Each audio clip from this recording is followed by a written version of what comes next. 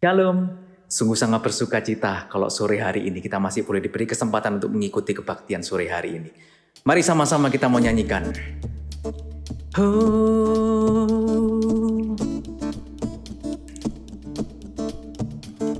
ajarku berdiam, dekati hatimu, di saat ku berpaling, temukan cintamu. Di sana kau menanti untuk bawaku lagi bersekutu dalam damai yang sejati. Oh, ku damba hadirmu. Oh, inilah rinduku, hidupku hanyalah untukmu, segenap hatiku kagum akan kebaikanmu. Oh, dan nafasku menceritakan kasihmu. Ajarku berdiam dekat di hatimu. Oh, ajarku berdiam dekat di hatimu, di saat ku berpaling, temukan cintamu. Di sana kau menanti untuk bawaku lagi bersekutu dalam damai yang sejati. Oh, ku damba hadirmu. Oh, inilah rinduku, hidupku hanyalah untukmu, segenap hatiku kagum akan kebaikanmu. Dan nafasku menceritakan kasihmu. Ajarku berdiam dekat di hatimu. Oh, hidup kami hanya untukmu Tuhan. Ini kerinduan kami Tuhan. Haleluya. Oh, mari sama-sama kita mau katakan. Oh, ku damba hadirmu. Oh, inilah rinduku, hidupku hanyalah untukmu, segenap hatiku kagum akan kebaikanmu. Oh, dan nafasku menceritakan kasihmu. Ajarku berdiam dekat di hatimu. Sekali lagi kita mau katakan, hidupku hanyalah untukmu, segenap hatiku kagum akan kebaikanmu. Dan nafasku menceritakan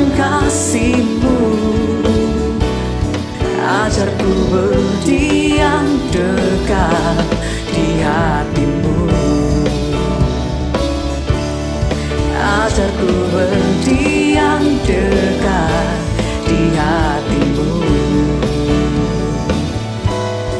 Ajarku berdiam dekat di hatimu. Terima kasih Tuhan. Haleluya. Puji nama Tuhan. Mari kita sama-sama mau tinggikan Tuhan lebih lagi. Sebab Tuhan kita ajaib. Haleluya.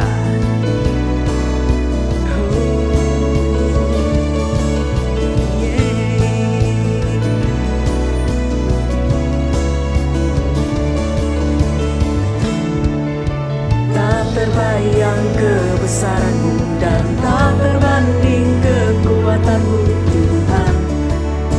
Kau ajaib bagiku. Segenap jiwa dan pengharapan telah ku serahkan untuk rencanamu Tuhan. Kau Raja atasku. Hanya Kau yang layak ditinggikan.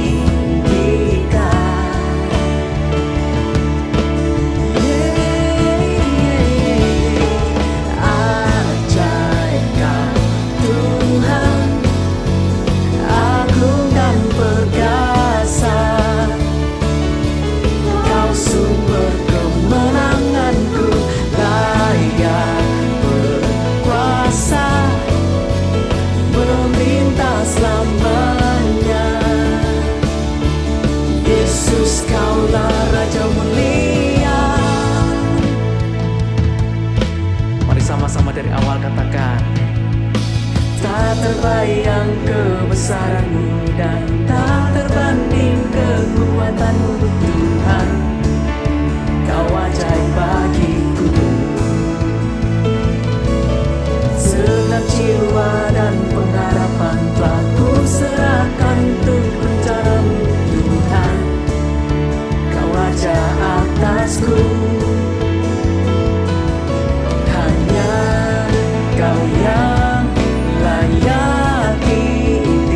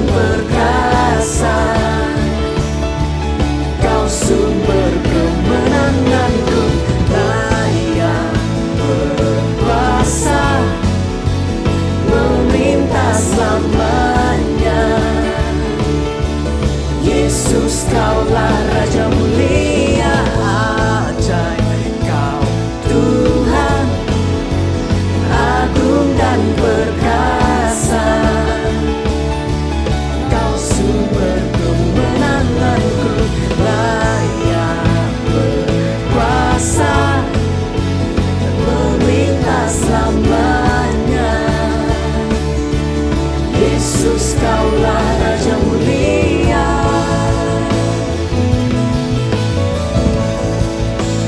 Raja mulia,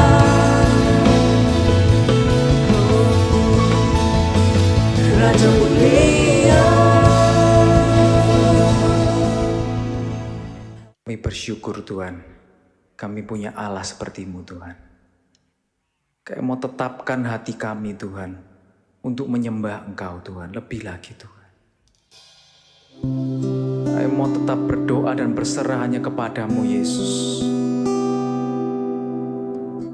Itu yang menjadi kerinduan kami Yesus. Sekian lama-lama.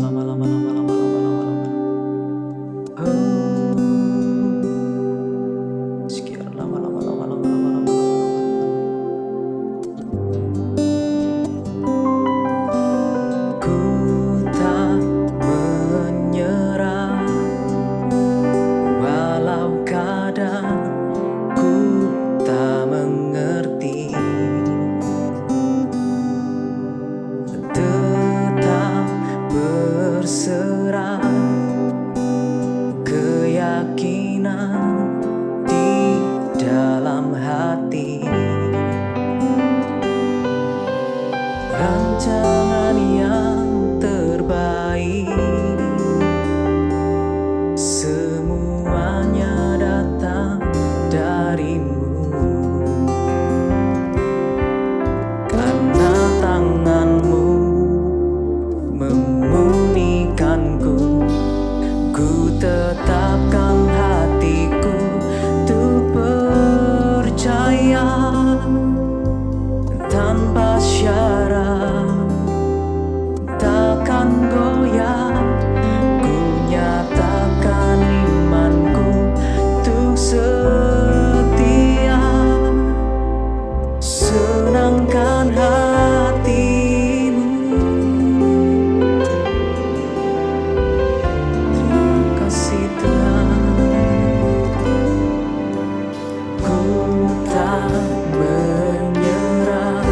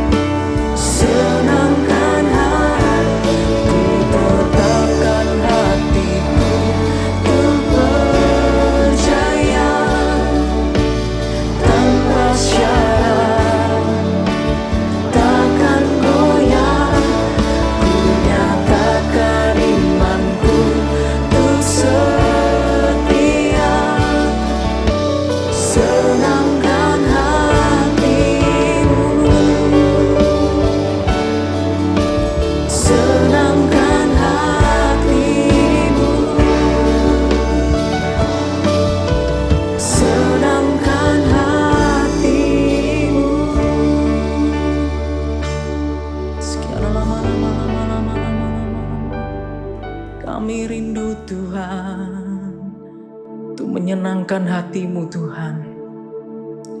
Kami rindu Tuhan sore hari ini Tuhan, untuk lebih melekat kepadamu Tuhan. Ajar setiap kami Tuhan, untuk tetap berdoa dan berserah hanya kepadamu saja Yesus. Terima kasih Tuhan, terima kasih. Kami mengucap syukur Tuhan. Sore hari ini kami masih boleh memuji memuliakan nama-Mu Tuhan. Terima kasih Tuhan, terima kasih Yesus. Sebentar kami akan mendengarkan firman-Mu Tuhan.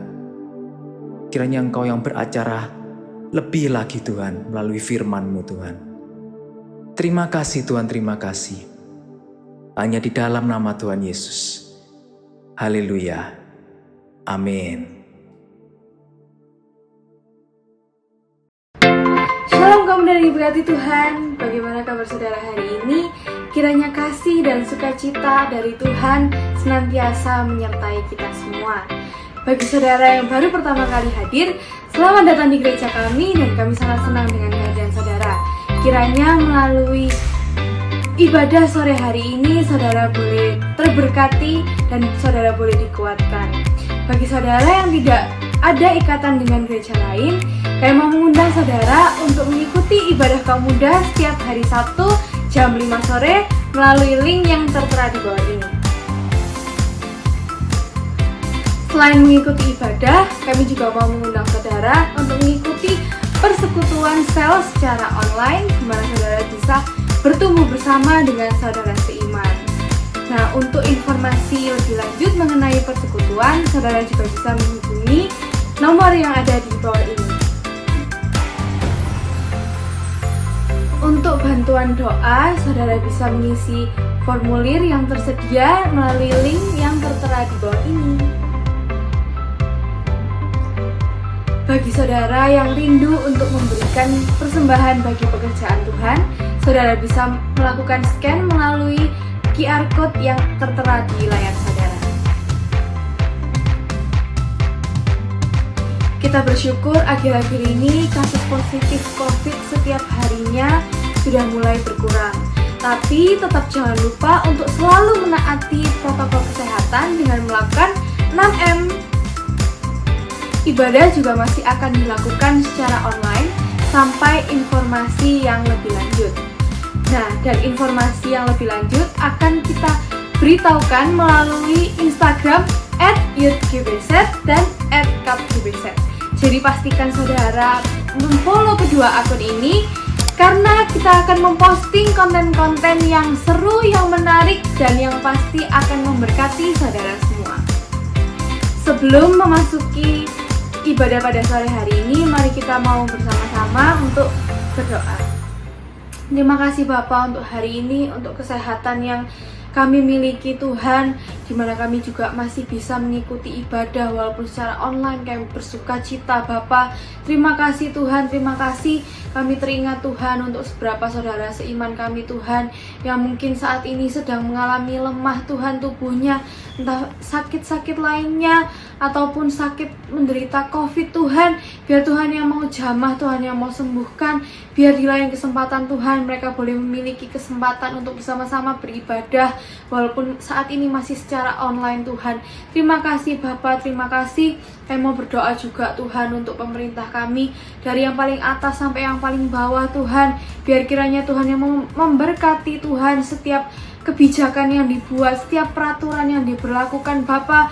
Biar itu semuanya boleh untuk kebaikan bangsa dan negara kami Tuhan, dan melalui itu semua bangsa dan negara kami boleh dilalukan Tuhan dari pandemi ini. Terima kasih Bapa, terima kasih. Kami berdoa Tuhan, kami mohonkan supaya kami boleh tetap Engkau karuniai Tuhan kesehatan tubuh untuk kami semua Bapa, supaya kami boleh tetap dalam kondisi yang sehat. Terlebih Tuhan untuk iman kami, biar Tuhan yang mau memberkati, biar Tuhan yang mau tetap nyalakan Tuhan api-Mu dalam setiap kami. Sekalipun kami masih belum bisa bertatap muka Tuhan, tapi biar Tuhan yang tetap terus ada bersama dengan kami. Tuhan yang mau tetap terus Tuhan nyalakan gairah kami akan Engkau. Terima kasih Bapak, terima kasih kalau sebentar lagi Tuhan kami mau memulai ibadah kami pada hari ini Tuhan. Biar Tuhan yang mau bukakan hati kami, pikiran kami, supaya kami siap ditaburi dengan benih-benih firman-Mu. Terima kasih Bapak, Tuhan yang mau berkati mulut lidah hamba-Mu, Tuhan yang akan melayani. Biar Tuhan yang mau kasih hikmat, Tuhan yang mau taruh apa yang menjadi kerinduan-Mu. Terima kasih Bapak, terima kasih. Dalam nama Tuhan Yesus, haleluya, amin. Selamat beribadah, Tuhan Yesus memberkati.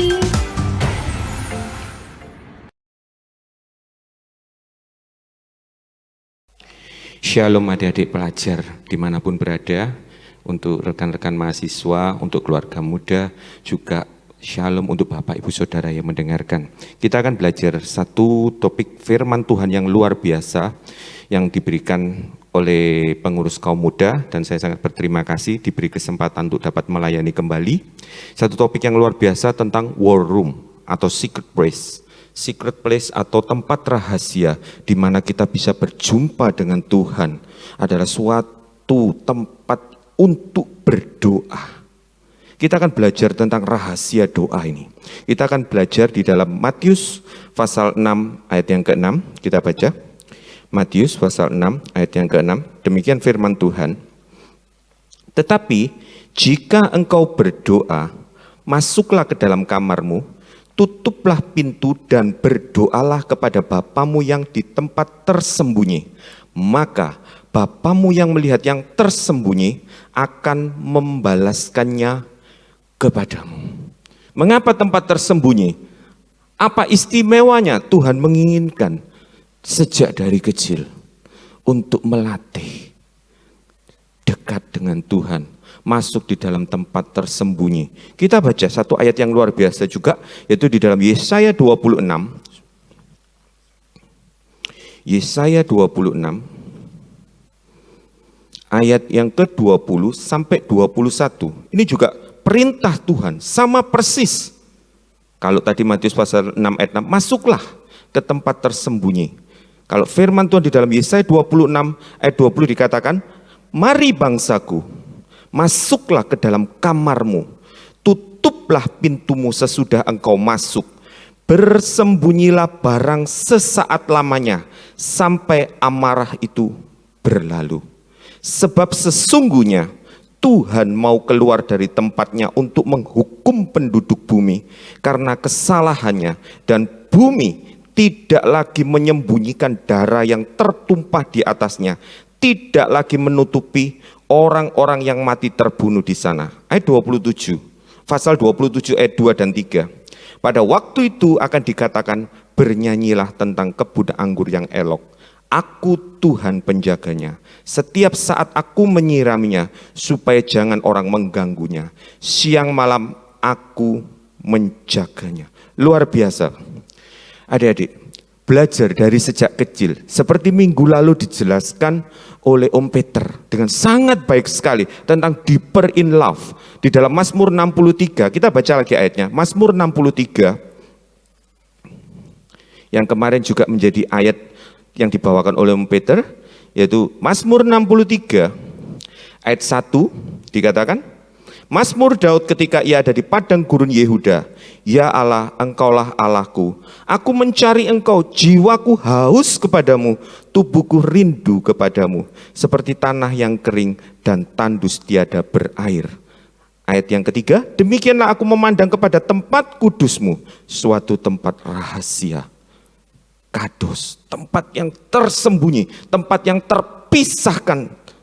Dikatakan apa? Melihat tempat kepadamu di tempat kudusmu, sambil melihat kekuatanmu dan kemuliaanmu. Sebab kasih setiamu lebih baik daripada hidup, bibirku akan memegahkan engkau. Duduk diam di bawah kaki Tuhan.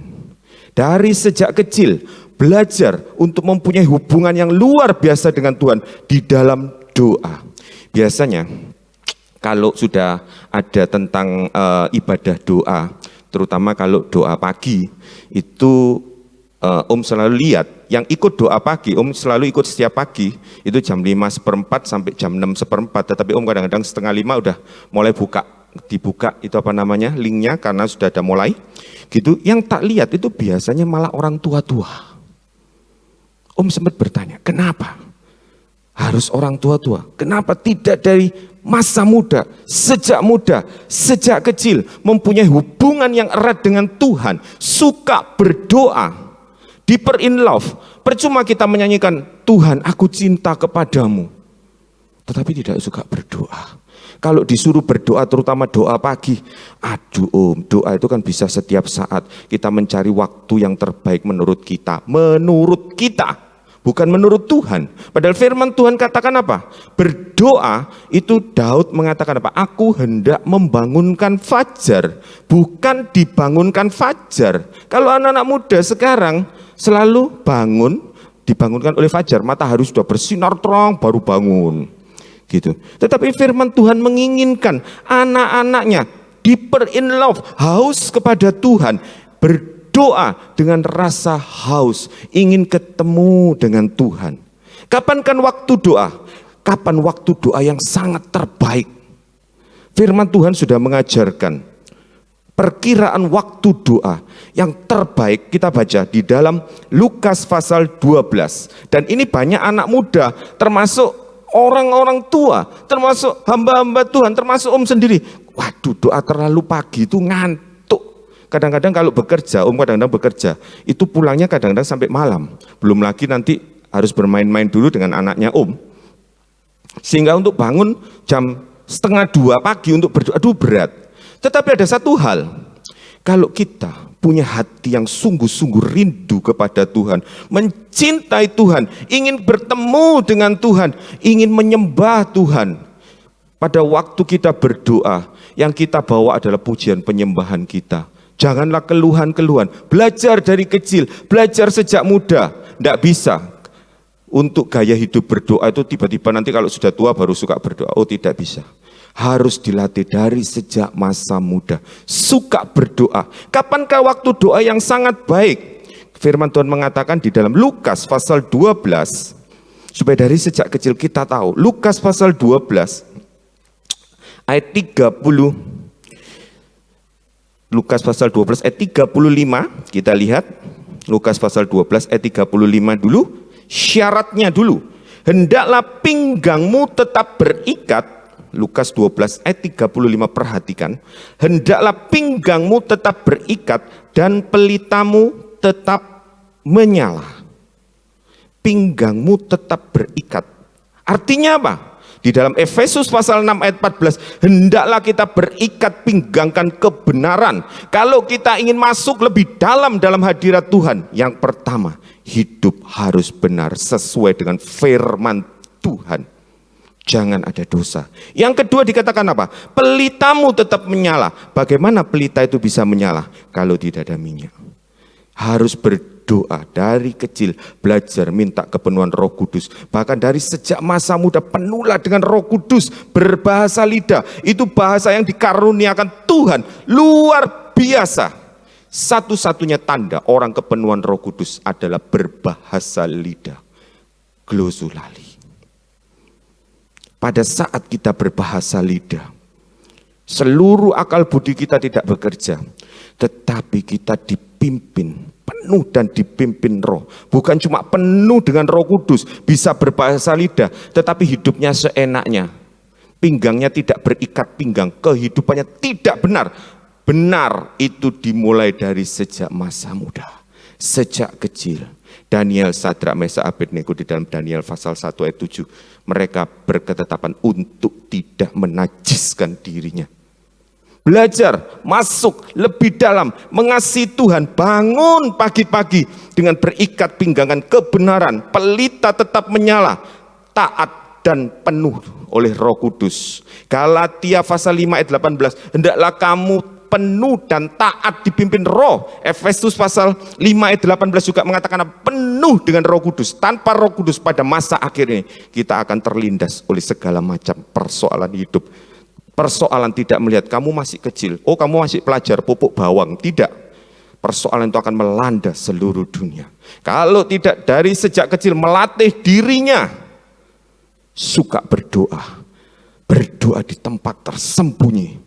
punya hubungan yang erat dengan Tuhan, maka dia tidak akan tahan menghadapi ujian yang akan datang, yang melanda seluruh dunia. Tidak peduli kamu masih pelajar, tidak peduli kamu sudah dewasa, tidak peduli kamu hamba Tuhan, semua akan dilanda oleh ujian akhir. Tetapi orang yang punya hubungan yang erat dengan Tuhan, dia akan punya kepekaan yang tinggi dan punya kekuatan yang luar biasa. 1 Tawarik 16 ayat 11 dikatakan, kita baca 1 Tawarik pasal yang ke-16. Ini juga diulangi di dalam Mazmur 105 ayat 4, sama persis. 1 Tawarik pasal 16 ayat yang ke-11 dikatakan apa? Carilah Tuhan dan kekuatannya selalu, cari wajahnya selalu. Bukan seminggu 2 kali, bukan seminggu 3 kali, tetapi selalu punya hubungan yang erat. Percuma kita bisa ngomong, Om juga bisa ngomong. Ayo belajar deeper in love. Ayo kita punya war room atau punya jam-jam doa. Tetapi kita sendiri tidak punya jam-jam doa yang luar biasa. Tidak punya waktu yang luar biasa dengan Tuhan. Kapankah waktu itu? Kita lihat di dalam, kita kembali di dalam Lukas pasal 12 ayat 38. Lukas 12 ayat 38 dikatakan, dan apabila ia datang pada tengah malam atau pada dini hari, ini kalau dalam terjemahan lain, di dalam KJV atau terjemahan lain dikatakan second watch atau third watch, yaitu jam jaga kedua dan jam jaga ketiga. Dan mendapati mereka berlaku demikian, maka berbahagialah mereka. Kalau di Indonesia kurang jelas, cuma tengah malam atau pada dini hari. Kapankah tengah malam atau dini hari itu? Firman Tuhan jelaskan di dalam KJI juga, dikatakan second watch, jam jaga kedua, dan third watch, jam jaga ketiga. Kapankah jam jaga kedua atau jam jaga ketiga? Kalau di dalam Israel, itu jam malam itu dimulai pukul 6 malam, matahari mulai terbenam. Jam 6 malam sampai jam 6 pagi itu adalah jam malam mereka. Jam jaga dibagi menjadi 4. Jadi setiap bagian itu 3 jam. Jam jaga pertama itu jam 6 sampai jam 9. Itu orang masih banyak bangun. Jam jaga kedua itu sudah mulai sepi. Orang sudah mulai tertidur. Yaitu jam 9 sampai jam 12. Jam jaga ketiga, 3 jam yang ketiga adalah jam 12 sampai jam 3. Di sinilah orang semua tertidur lelap. Tetapi pada saat itulah waktu kita tahu tentang Tuhan Yesus berjalan di atas air. Nanti Om akan jelaskan. Ada satu topik firman Tuhan yang dijelaskan oleh Bapak Gembala tentang Tuhan dan hantu. Pada waktu Om mendengar judulnya ini kok Om ini kok agak aneh ya judulnya ya. Om dengerin apa ini? Pasti menarik. Dan betul Tuhan banyak bukakan melalui Tuhan dan hantu. Tapi bagaimana dari sejak kecil bisa membedakan ini Tuhan atau hantu? Kalau kita tidak berjaga-jaga, suka berdoa terutama pada jam jaga kedua atau jam jaga ketiga. Mamanya Om dulu, pada waktu Om ajak ayo Mam, belajar untuk berdoa mulai jam 2 pagi. Orang agama seberang, itu juga mereka namanya sholat tahajud.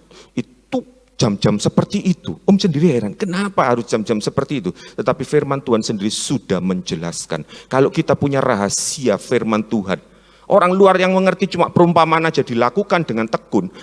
Tapi anak Tuhan yang sudah tahu rahasia ini dan tidak melakukannya. Why? Kondisi pandemi sekarang, ini kelihatannya sudah berat sekali. Waduh, sudah hampir 1,5 tahun. Om cuma katakan, ini belum apa-apa. Belum apa-apa. Ini baru trial ringan. Loh kok bisa katakan trial ringan Om? Gitu. Ringan dan beratnya persoalan itu tergantung di mana kita punya persiapan. Kalau dari sejak kecil punya hubungan yang erat dengan Tuhan, punya hubungan yang dalam dengan Tuhan, mengasihi Tuhan, setiap berdoa, itu adalah jam doa di mana kita bisa bertemu dengan Tuhan. Filipi pasal 3 ayat 10, yang ku kehendaki ialah mengenal Dia. Mengenal bukan cuma sekedar kenal, tetapi dalam bahasa aslinya itu ginosko, artinya kenal seperti suami dan istri. Kenal luar biasa, tahu isi hatinya Tuhan. Kalau kita punya hubungan yang erat di dalam tempat tersembunyi itu dengan Tuhan, kita akan punya kepekaan yang luar biasa. Anaknya Om Noel dulu pada waktu masih kecil, tidurnya sama Om, kadang-kadang bergaul. Jadi pada waktu Om pulang dari ujung gang itu aja, heran. Dia itu bisa membedakan dari sejak dia sudah tunggu di depan pintu, gebrok-gebrok pintu. Pas masuk, istrinya saya bingung, kok bisa tahu ya? Karena apa? Punya hubungan yang erat. Kalau kita punya hubungan yang erat dengan Tuhan, punya deeper in love, makin dalam dengan Tuhan, punya tempat tersembunyi dengan Tuhan, kita akan punya kepekaan yang luar biasa. Sehingga pada waktu menghadapi masalah, Roh Kudus bilang di dalam Yohanes pasal 16 ayat 13, Dia akan memberitahukan segala sesuatu yang akan datang. Pada waktu di sini, yaitu seorang hamba Tuhan terkena COVID. Dan pada waktu itu sangat parah, kritis keadaannya. Bahkan sudah mendekati kematian. Pada waktu kemarin doa Jumat, sangat bersuka cita, hamba Tuhan ini bisa menyampaikan firman, senyum bahagia. Pada waktu itu, kondisinya itu sudah di end. Sudah mencapai garis akhir. Semua berdoa. Berdoa luar biasa, Tuhan. Hamba Tuhan ini masih sangat diperlukan oleh anak-anak kaum muda. Terutama pada waktu itu anaknya menghadapi ujian. Kasih kekuatan Tuhan, kasih kekuatan. Tetapi kenyataan yang terjadi apa? Adik-adik. Dia semakin kritis dan mendekati stasiun titik. Bukan lagi koma, titik. Pada waktu berdoa karena sudah terbiasa berdoa pagi, jam 2 pagi, setengah 2, jam 2 berdoa. Cuma berdoa, Tuhan sembuhkan. Tapi kenyataan kok di luar kenyataan yang didoakan, dedimernya sampai di luar nalar, sampai luar biasa. Penyakit-penyakit yang tidak pernah dialami. Tapi Tuhan cuma bilang, Roh Kudus cuma bilang, tidak usah takut. Dia sedang berada di dalam lembah bayang-bayang maut bersama dengan aku. Pada waktu tahu itu, langsung bersuka cita. Damai. Dan WA terus kepada anaknya, jangan takut. Juga WA kepada beberapa anak kamu muda, jangan takut. Ini kondisinya sudah kritis, bahkan mungkin bisa meninggal. Dokter ngomong kenyataannya ini sudah meninggal. Tidak. Dia berada dalam lembah bayang-bayang maut, digandeng oleh Tuhan. Anak-anak kaum muda berdoa. Kemudian ada satu anak kaum muda tanya, kita berdoa, tapi sampai kapan? Kapan hamba Tuhan ini bangun? Tak tanya bos, selalu tanya kapan. Kalau mau jawab itu selalu nggak berani ngomong. Tanya Tuhan, walaupun dalam hal kecil sekalipun. Pada waktu berdoa malam itu, tempat tersembunyi itu, kita punya kepekaan. Tuhan kasih tahu, besok bangun. Waduh, belanda nggak besok nggak bangun, gimana? Ibaratnya kan harusnya demikian pikiran berkata.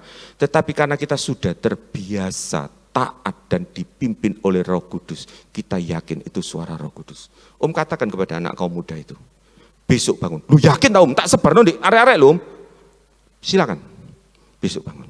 Mamanya juga tanya, mosok besok bangun? Buktikan aja. Dan ternyata besok paginya, seluruh WA mengatakan, hamba Tuhan ini sadar. Cuma senyum. Roh Kudus memberitahukan apa yang terjadi. Kalau kita punya hubungan yang erat dengan Tuhan, kita akan punya kepekaan. Yesaya 50 ayat 4. Aku melatih telingaku sebagai telinga seorang murid, lidahku lidah seorang murid, dan aku tidak memalingkan telingaku dari perintahnya. Kalau kita punya hubungan yang erat, kita mau penuh dan taat dipimpin oleh Roh Kudus, kita akan mengalami hal-hal yang luar biasa, Bapak Ibu Saudara, adik-adik. Pada waktu ada lagi satu kejadian. Pada waktu itu disuruh mendoakan, ini juga dari anak kaum muda juga. Dibilangin sama istrinya, tolong doa ini loh orang ini, istrinya masuk rumah sakit. Nah biasanya kalau berdoa itu minta kesembuhan. Cuma ya saya tak sembahyang tanya bos. Selalu jawab gitu, berdoa, Tuhan, sing didoa ini apa? Roh Kudus cuma bilang, malam ini tak panggil. Waduh, ini ndak enak. Kalau diberitahukan malam ini tak sembuh, enak. Tapi dikatakan malam ini tak panggil, waduh, terus nyampe dulu, piye Tuhan? Ya sampai aja. Om coba ngomong istrinya, waduh repot ini. Tapi ya sudahlah. Pada waktu itu Om disuruh nelpon suaminya lagi, aduh. Om itu enggak pinter ngomong lagi, bingung lagi gimana ini caranya. Ya sudah, sampaikan aja. Om cuma ngomong, maaf ya Pak, saya mau berdoa. Tetapi Om silakan, Bapak silakan sambil ngomongnya seperti ini, bingung mau nyampaikan. Gini, kalau memang Tuhan yang kehendaki, suaminya langsung bicara apa sih? Bapak, ya Ibu akan dipanggil Tuhan. Bapak siap-siap persiapkan. Baik Pak, saya akan persiapkan diri saya. Gitu. Kadang-kadang kita juga waktu nyampaikan gitu ya takut, wah iya nek meninggal lah, terus nek misalnya enggak terus ngomong meninggal kan, waduh.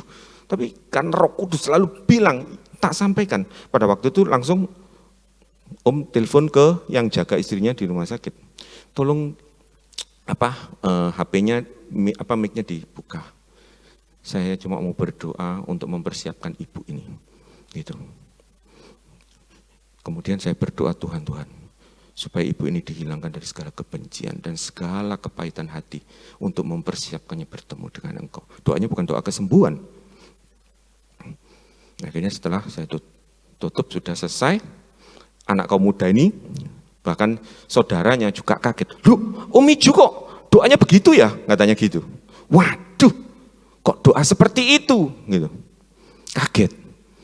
Tetapi ternyata tengah malam, suaminya WA saya, Bapak, Ibu sudah pulang, tetapi saya sudah dikuatkan dan saya sudah persiapkan.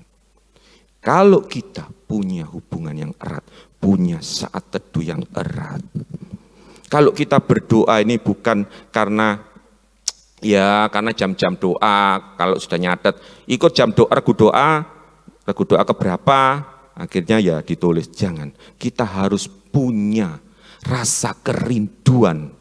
Rindu kepada Tuhan, untuk menyembah Tuhan, berdoa kepada Tuhan.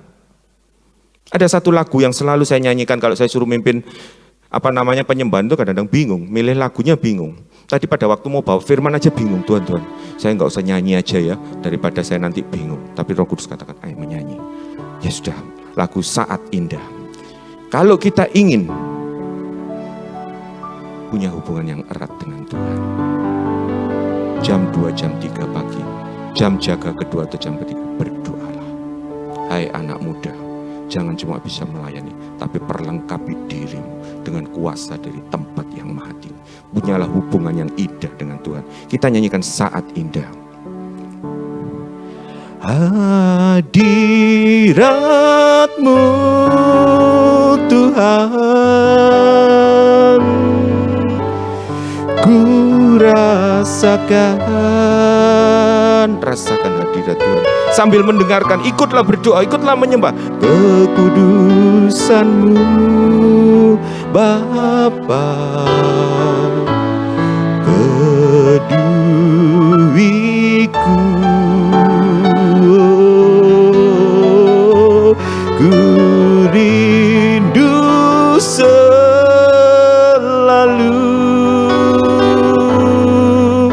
diam dalam bait-Mu, menikmati kasih anugerah-Mu. Katakan hadirat-Mu Tuhan. Dari kecil belajar untuk cari hadirat Tuhan. Hadirat-Mu Tuhan, ku rasakan. Diberindah makin dalam kasih Tuhan. Kekudusan-Mu Bapa, peduliku,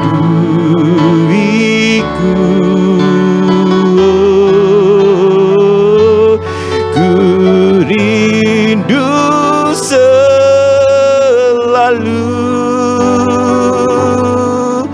diam dalam bait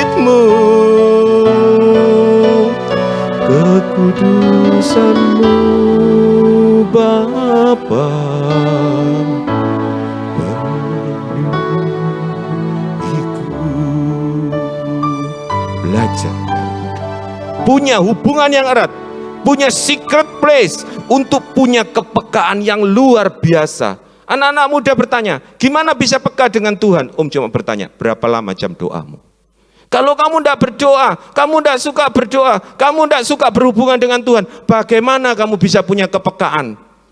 Ayo, kadang-kadang banyak pembicara mengatakan, kita belajar untuk peka dengan suara Tuhan. Piye carane? Kalau tidak suka berdoa, punya jam-jam doa yang luar biasa. Bukan cuma sekedar berdoa, bahkan berdoa itu mempersembahkan persembahan. Kadang-kadang ngantuk, semua sudah tidur lelap. Om bangun. Om yakin sebentar lagi setengah jam kemudian pasti mamanya Om bangun juga. Betul, centing WA muncul, ngirim ayat. Belajar berdoa. Jangan kalau berdoa itu nanti kalau sudah dalam masa pergumulan. Pergumulan itu akan terasa berat. Tetapi belajar bergumul di dalam doa walaupun tidak ada pergumulan hidup. Perhatikan sekali lagi. Jangan kita bergumul di dalam doa karena ada pergumulan hidup. Tetapi belajarlah untuk bergumul di dalam doa. Bukan karena pergumulan hidup. Tetapi karena kita punya hati yang mengasihi Tuhan. Kita ingin rindu dengan Tuhan. Bangun pagi-pagi itu bukan suatu wajib lapor. Tetapi sungguh-sungguh mempunyai hati yang luar biasa. Karena kita tahu di dalam doa itu punya kuasa doa yang luar biasa. Di dalam Yakobus pasal 5 kita baca. Ayat ini sering kali kita baca. Tetapi kenapa anak-anak Tuhan kadang-kadang naik melayani. Kadang-kadang doa untuk minta kesembuhan kepada orang lain. Kadang-kadang seperti hoki-hokian. Sembuh enggak ya? Ya sudah, tidak sembuh berarti kehendak Tuhan. Paling gampang memberi alasan seperti itu. Kalau tidak sembuh ya berarti rencana Tuhan tidak kesembuhan. Bukan seperti itu. Karena apa? Tidak punya secret place dan secret time untuk berdoa. Firman Tuhan katakan di dalam Yakobus pasal 5 ayat 16 sampai 18. Yakobus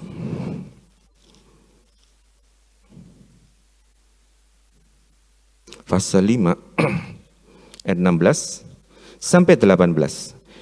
Ini firman yang sering kali kita baca tetapi sering kali tidak kita lakukan. Karena itu hendaklah kamu saling mengaku dosamu dan saling mendoakan supaya kamu sembuh. Doa orang yang benar bila dengan yakin didoakan sangat besar kuasanya.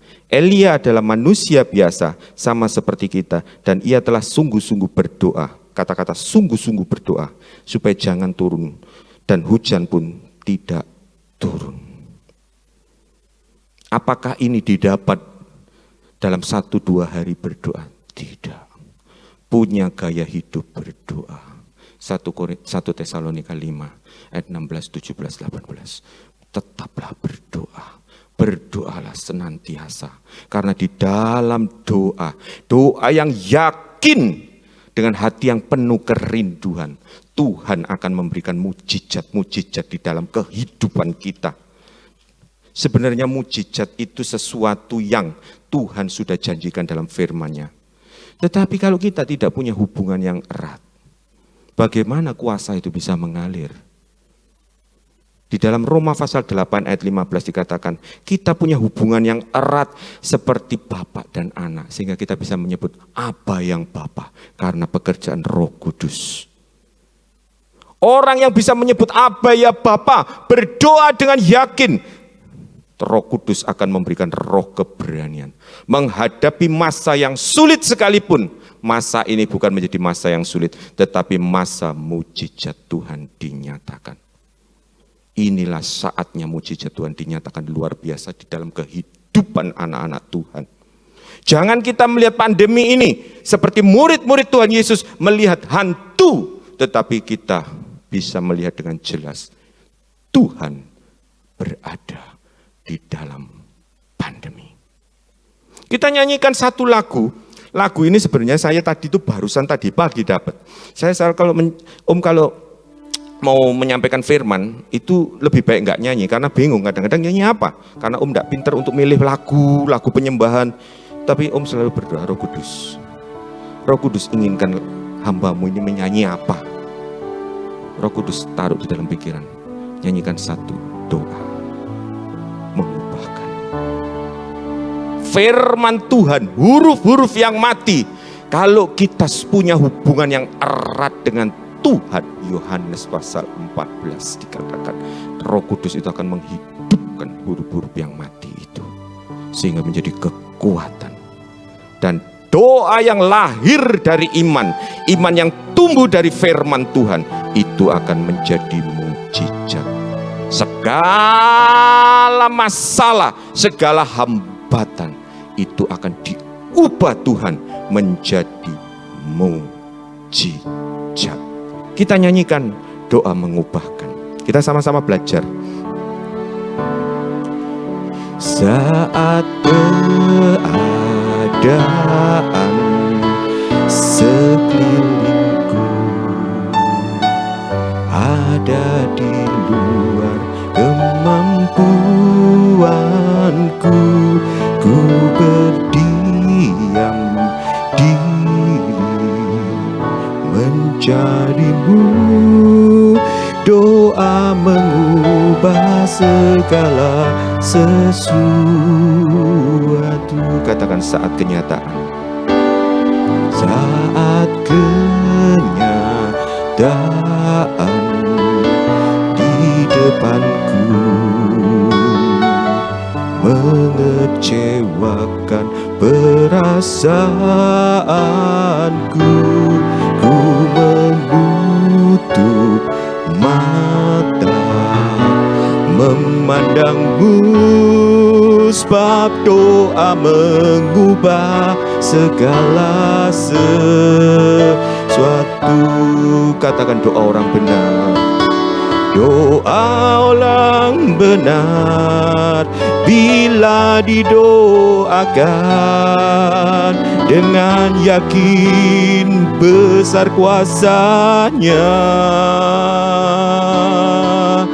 dan tiap doa yang lahir dari iman berkuasa menyelamatkan. Katakan saat keadaan sekelilingku, saat keadaan pandemi sekalipun sekelilingku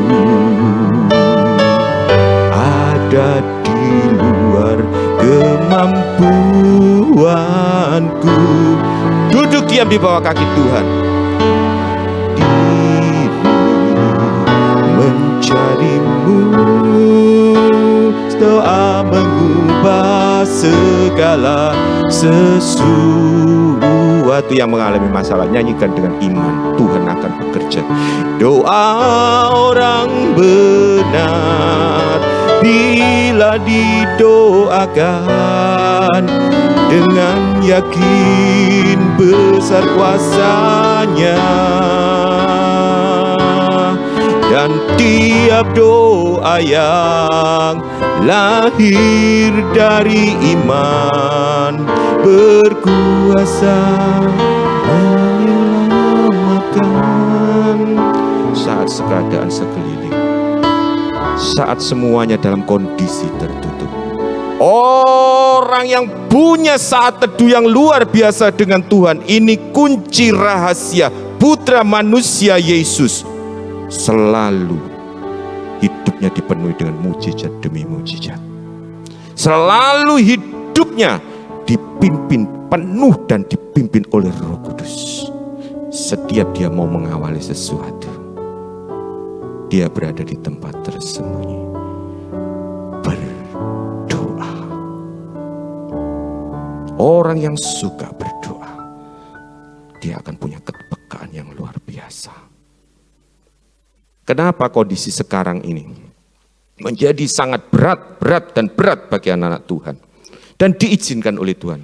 Tuhan mau melatih dari hal yang kecil ini menghadapi pandemi ini, supaya kita punya hubungan yang erat dengan Tuhan dan dipersiapkan untuk masuk ke dalam satu masa yang dahsyat, yang luar biasa. Tetapi itu adalah masa keemasan gereja Tuhan. 3,5 tahun pertama di zaman Sabat ke-70 Daniel, anak Tuhan akan melihat luar biasa Tuhan. bukan melihat hantu. Kita lihat bagaimana kita bisa memiliki kerinduan mencari Tuhan. Kadang-kadang persoalan hidup dunia itu menyebabkan kita menjadi tawar. Orang yang tawar hati itu kecil kekuatannya. Apa yang menyebabkan kita tidak bisa memiliki hati yang rindu, dan bagaimana kita punya hati yang rindu dengan Tuhan? Kita baca di dalam Lukas 21. Lukas 21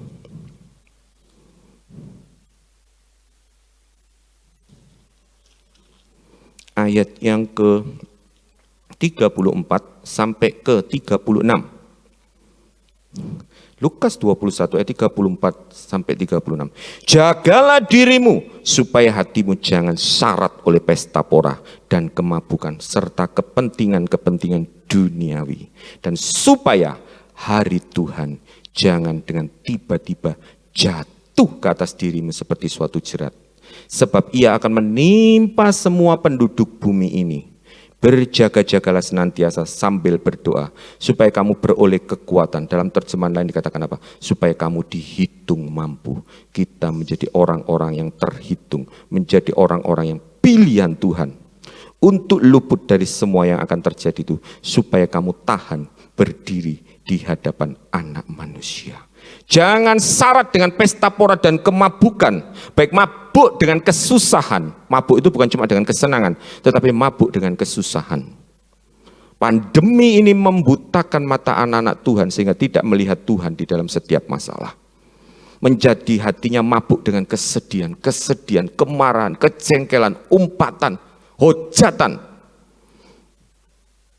Tapi ada juga kesenangan juga bisa memabukkan anak-anak Tuhan. Kalau kita lihat, ada berita yang cukup menyenangkan sebenarnya. Tapi saya selalu katakan pada istri saya, tetap waspada. Dikatakan, wah puji Tuhan, Surabaya sudah turun, COVID-nya menjadi level 2. Waduh, pada waktu diumumkan, saya pada waktu ada satu kepentingan keluar, naik mobil. Saya kaget, lah kok jadi rame gini jalan-jalan. Orang-orang bersuka cita, gembira. Apakah anak-anak Tuhan juga demikian? Waduh, puji Tuhan, sekarang saya sudah bebas. Saya bebas pergi ke mall. Dulu ke mall harus di scanner. Sekarang saya bebas. Apakah demikian? Seperti firman Tuhan katakan apa? Jangan hari Tuhan turun ke atas kamu seperti jerat. Kelihatannya turun. Turun ini bukan berarti untuk anak-anak Tuhan mulai mengendorkan doanya. Kadang-kadang orang bersaksi, waduh saya mengalami ini. Setelah saya berdoa Tuhan memberi mujizat dan saya lulus. Puji Tuhan. Tetapi kalau bergumul dalam doa, jangan kalau cuma ada masalah itu tok.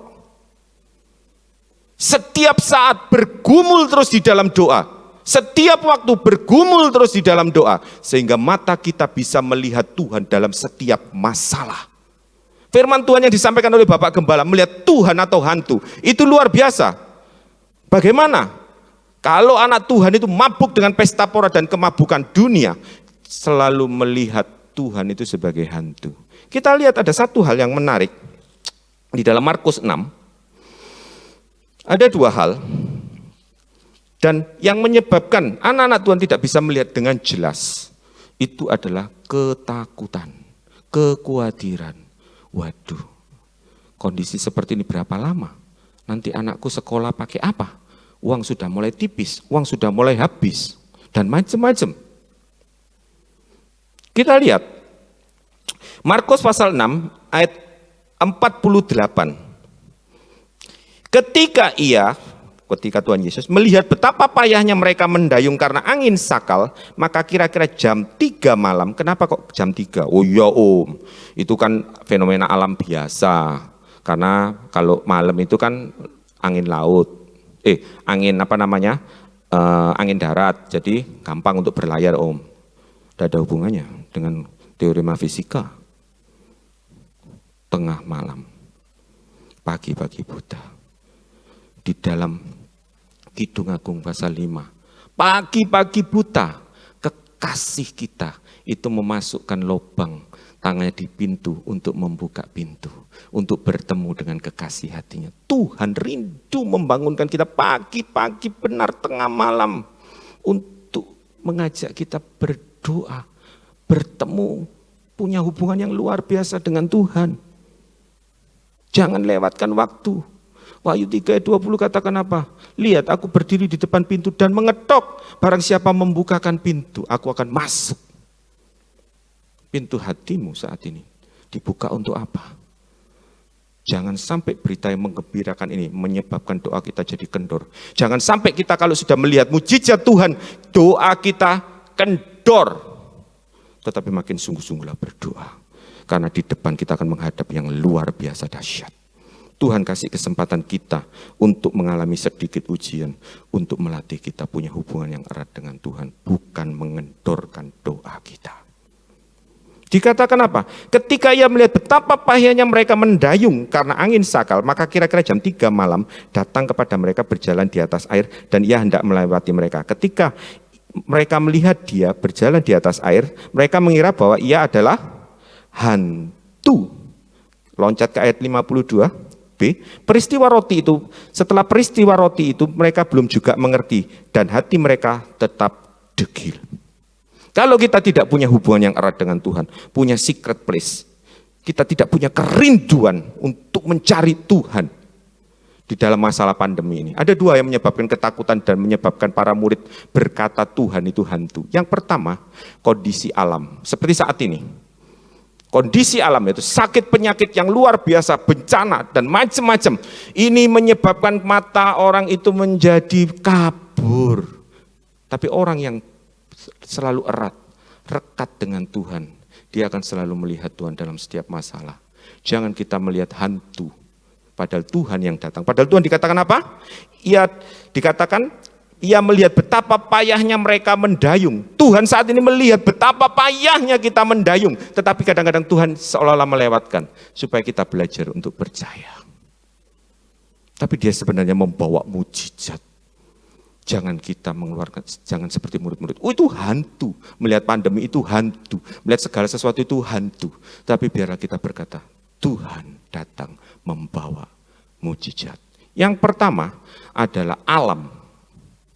Itu bisa menyebabkan ketakutan. Yang kedua, kita lihat di dalam Lukas 24.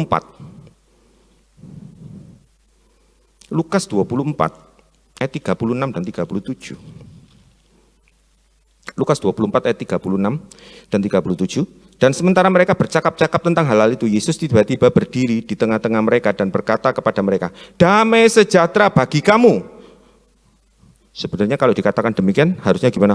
Haleluya, bersorak. Tapi mereka dikatakan apa? Mereka terkejut dan takut dan menyangka bahwa mereka melihat hantu. Saat ini Tuhan datang di tengah-tengah pandemi. Dia ingin membawa mujizat karena dia tahu anak-anaknya lelah karena tidak pernah latihan. Dia ingin menolong, membawa mujizat. Saat ini di tengah-tengah situasi, kondisi sosial, ekonomi, budaya yang menyebabkan ketakutan, Tuhan ingin memberikan damai sejahtera. Jangan berkata hantu. Tetapi kalau orang yang suka duduk diam di bawah kaki Tuhan, punya secret place dengan Tuhan, punya hubungan yang erat, maka damai sejahtera di dalam Yohanes pasal 14-16. Damai sejahtera ku sendiri ku berikan kepada kamu. Filipi 4 ayat 6 dan 7. Kiranya damai sejahtera Allah yang melampaui segala akal akan mengawali hati dan pikiranmu. Saat ini Tuhan datang untuk membawakan mujizat dan sejahtera untuk hidupmu. Hai anak-anak muda, hai semua orang, belajar dari kecil. Punya kerinduan kepada Tuhan. Orang yang tidak syarat dengan pesta pora kemabukan hawa nafsu dunia, ikatan-ikatan dunia. Dia akan punya hati yang tenang luar biasa. 1 Petrus 4 ayat 7 dikatakan apa? Kesudahan segala sesuatu sudah dekat. Karena itu tetaplah tenang supaya kamu dapat berdoa. Bagaimana kita bisa tenang? Bagaimana kita punya hati yang tenang? Di dalam Mazmur pasal 62 ayat 2 dan 6. Hanya dekat Allah saja aku tenang. Kalau hatinya dekat dengan TV, hatinya dekat dengan Google, hatinya dekat dengan berita-berita, bagaimana kamu bisa tenang?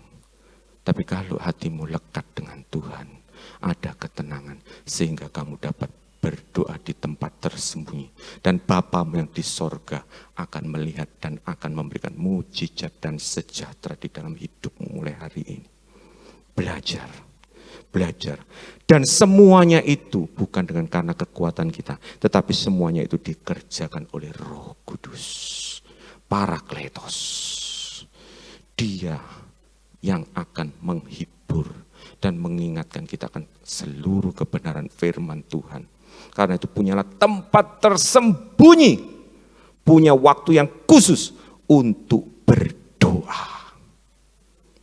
Karena doa orang benar itu luar biasa, tidak melihat Tuhan sebagai hantu. Jangan alam, badai hidup menyebabkan kita berkata hantu. Jangan ketakutan karena sosial ekonomi menyebabkan kita, Tuhan sudah katakan damai sejahtera, tapi kita tetap berkata hantu. Tapi biarlah mulai saat ini kita bersyukur pada saat kita berdoa, yakin dan percayalah Tuhan sedang membawa mujizat. Dia tahu kelemahanmu, Dia tahu keluh kesahmu, Dia tahu betapa payahnya kamu, dan Dia ingin memberi kekuatan kepadamu, dan Dia akan memberikan sejahteramu. Sejahtera yang dari Allah melampaui akal dan pikiran kita. Itu akan mengawali hati dan pikiranmu. Oleh karena itu, kita harus punya kerinduan yang luar biasa. Rindu bukan cuma sekedar wajib lapor berdoa, tapi rindu menyembah Tuhan. Saya belajar dari mama saya. Dulu tak pikir mama saya ini kok cengeng sih, dilut-dilut atau sebentar-sebentar kalau berdoa itu nangis. Tetapi sekarang saya jadi ikut-ikutan. Setiap bangun pagi, terima kasih Tuhan, masih diberi kesempatan satu lagi. Pada waktu menyembah Tuhan, itu air mata berlinang. Walaupun tubuh ini capek Tuhan, tetapi hatiku bersuka di dalam Engkau. Kesukaan yang memancar dari hati ini keluar, memberi kekuatan kepada kita untuk menghadapi satu masa yang luar biasa dahsyat. Tetapi bersama Tuhan Allah yang maha dahsyat, kita akan perlakukan perkara-perkara yang besar luar biasa. Kemudian kita akan belajar bagian yang terakhir, yaitu bergumul di dalam doa. Kalau kita belajar, sebenarnya banyak contoh-contoh. Bapak Abraham itu berdoa syafaat. Bukan untuk dirinya sendiri, tetapi untuk orang lain. Yakub bergumul sebelum menghadapi masalah yang akan datang. Jadi jangan saat menghadapi masalah baru bergumul dalam doa. Bisa-bisa telat. Bisa-bisa kita murtad. Tetapi belajar, mumpung kondisinya masih memang kan sulit, tetapi belum seperti yang disebutkan 2 Timotius pasal 3. Belum. Mumpung masih ada kesempatan. Gunakan waktu untuk bergumul di dalam doa seperti putra manusia Yesus. Dan Tuhan pada saat menghadapi terakhir, yaitu Dia masuk ke Taman Getsemani, dikatakan di dalam Yohanes pasal 18 ayat 1 dan 2. Dia menyeberangi sungai Kidron, sama seperti pada waktu Daud menghadapi masalah dikudeta oleh anaknya Absalom. Dia lewat sungai Kidron. Dia menuju bukit namanya Bukit Zaitun. Dan dikatakan di dalam Lukas pasal 22 ayat 39. Dia per Bukit Zaitun ke puncak Allah, gunung Allah. Bukit Zaitun. Kita baca di dalam 2 Samuel, ini sama persis kejadiannya seperti Raja Daud. 2 Samuel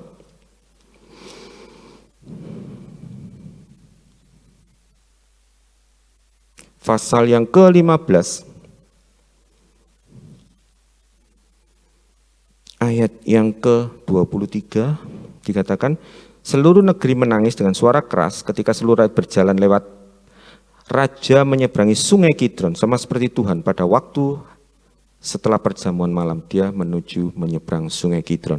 Dan seluruh rakyat berjalan ke arah padang gurun. Ayat 30, Daud mendaki Bukit Zaitun, sama persis seperti anak manusia Yesus, putra manusia Yesus. Sambil menangis kepalanya berselubung dan ia berjalan dengan tidak berkasut. Dan dikatakan ayat yang ke-32, saya lompat-lompat. Ketika Daud sampai ke puncak, ke tempat orang sujud menyembah, kepada Allah. Bukit Zaitun, puncaknya adalah orang biasa sujud menyembah kepada Tuhan. Pada saat sebelum menghadapi tugas yang luar biasa, Tuhan Yesus pergi ke Bukit Zaitun, naik Taman Getsemani untuk berdoa. Pergumulan yang terberat itu bukan pada saat di atas kayu salib. Pada waktu berada di Taman Getsemani. Dia bergumul di dalam doa sampai tetes-tetes keringatnya seperti tetes darah. Bahkan ada di ensiklopedia dikatakan itu bukan tetes darah tapi memang darah. Karena saking takutnya. Ketakutan karena akan menanggung dosa seluruh umat manusia. Karena dia harus menyelesaikan tugas terakhir sampai dia tidak kuat untuk mau berdoa sampai malaikat harus menopang. Luar biasa pergumulan itu. Secara kasat mata, wong di Getsemani belum ada apa-apa kok bergumul. Bergumul itu nanti kalau sudah di Bukit Golgota. Tidak Bapak Ibu Saudara, adik-adik. Bergumul itu di Getsemani, di dalam doa. Dengan doa, putra manusia Yesus diberi kekuatan yang luar biasa untuk menyelesaikan tugasnya. Sampai dikatakan apa? Sudah genap. Sudah selesai. Di tempat yang biasa. Kita baca di dalam Lukas 22. Jadi bukan itu tempat jarang-jarang, tapi biasa dikunjungi oleh Tuhan. Lukas 22 ayat 39. Lukas 22 ayat 39. Lalu pergilah Yesus keluar kota dan sebagaimana biasa ia menuju Bukit Zaitun. Murid-muridnya juga mengikuti dia. Setelah tiba di tempat itu, ia berkata kepada mereka, berdoalah supaya kamu jangan jatuh ke dalam pencobaan. Punyalah tempat tersembunyi. Tempat di mana kita bergumul bersama dengan Tuhan. Seperti Yakub bergumul. Bergumul dengan Allah. Bukan bergumul dengan masalahnya. Bergumul dengan Allah. Kita bergumul dengan Allah. Bergumul. Jangan lepaskan. Sampai Tuhan memberkati kita. Kita baca pergumulan Yakub itu. Yaitu di dalam Kejadian pasal 32. Sebagai ayat yang terakhir, Kejadian 32 ayat 28.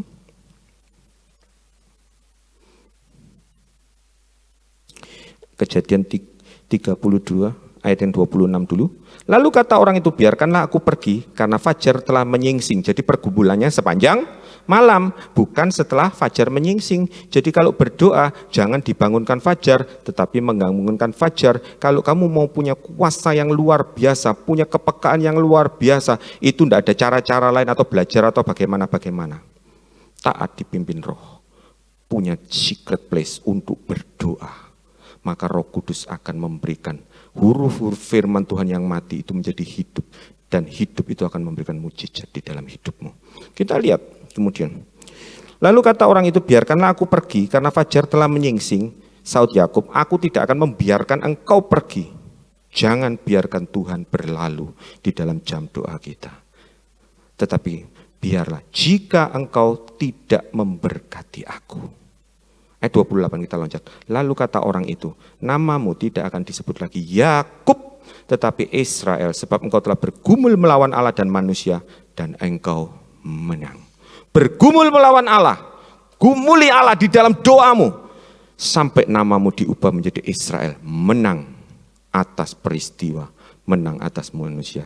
Jadi dan menang seolah-olah menang bergumul dengan Allah. Artinya apa?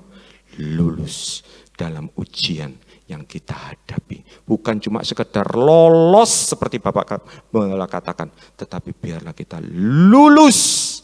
Nama kita menjadi Israel. pemenang. Punyalah war room. Punyalah ruangan khusus untuk kamu bergumul dengan Allah. Sehingga saat kamu menghadapi masa yang akan datang, masa yang sulit, kamu akan melihat Tuhan di dalam badai hidupmu. Dan kamu akan disempurnakan. Bahkan kamu akan ikut rencana Allah yang luar biasa. Gereja Tuhan akan disempurnakan. Anak-anak Tuhan dari sejak kecil, walaupun engkau pelajar, engkau punya kekuatan yang luar biasa. Asal engkau punya war room, punya saat teduh yang luar biasa. Dan bergumul dengan Tuhan di dalam doa. Kita nyanyikan lagu yang tadi, yaitu saat keadaan sekelilingku. Jadi kalau kecewa, jangan terus muangkel, pegel, sumpek, judek, kata Bapak Gembala. Tetapi biarlah kita menutup mata, memandang kepada Tuhan. Dunia belum mengecewakan kita, tapi kita punya Bapak yang sangat baik, yang tidak pernah mengecewakan hidupmu. Kita nyanyikan saat keadaan sekelilingku. Saat ini yang mengalami masalah, adik-adik pelajar, yang papa mamanya menghadapi masalah. Kamu dari sejak kecil, saat kamu mendengar firman Tuhan, mujizat sedang berlangsung. Belajar untuk taat, penuh dan taat dipimpin Roh. Duduk diam di bawah kakiku, berdoa di tempat yang tersembunyi, maka Bapamu yang di surga akan melihat dan membalas perbuatan. Saat keadaan sekelilingku ada di luar kemampuanku, ku berdiam diri mencarimu. Doa mengubah segala sesuatu. Katakan doa orang benar bila didoakan dengan yakin besar kuasa-Nya, dan tiap doa yang lahir dari iman berkuasa menyelamatkannya. Saat kenyataan di depanku mengecewakan perasaanku, ku menutup mata memandangmu, sebab doa mengubah segala sesuatu. Nyanyikan dengan iman doa orang benar.